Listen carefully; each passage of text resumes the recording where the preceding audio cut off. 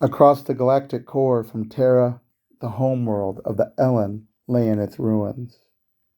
Brilliant of intellect, yet fragile in disposition and form, the Ellen were no more.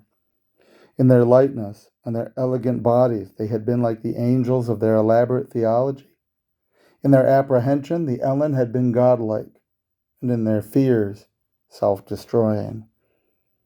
They were all gone now. The neutrino weapons, which their various nation-states had panicked to produce, had long been unleashed. When, in the fullness of time, Terrans would visit this world, there would be nothing but ruins to denote the Ellen had ever existed. There was nothing left of their light silhouettes, not so much as a cinder. But perhaps, there would be something here worth finding. A few remaining skyscraper superstructures, now gutted of most interior, became nesting places for predatory avians. They feasted on small creatures which had survived and mutated in the neutrino maelstrom.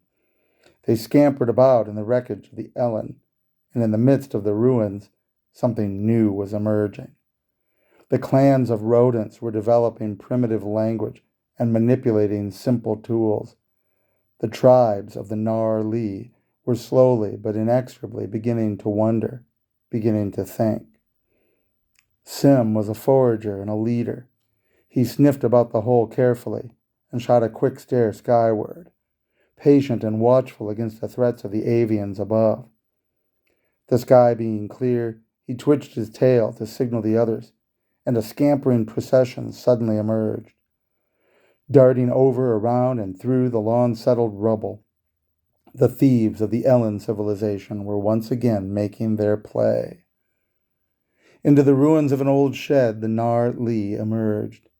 Sim darted up the waning leg of an ancient table and began pushing metal objects off that table. The other Nar-Lee began collecting the large items, 2 or 3 of them to an object, depending upon their size or weight.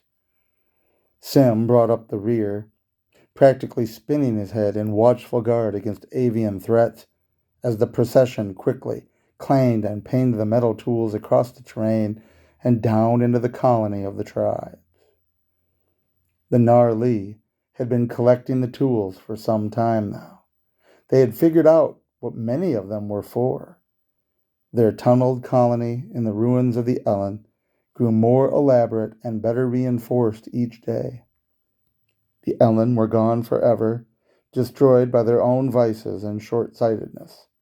Yet here, in the ruins, were their progeny. Progeny being birthed in the very refuse of their weakness. Life was going on. Life would go on.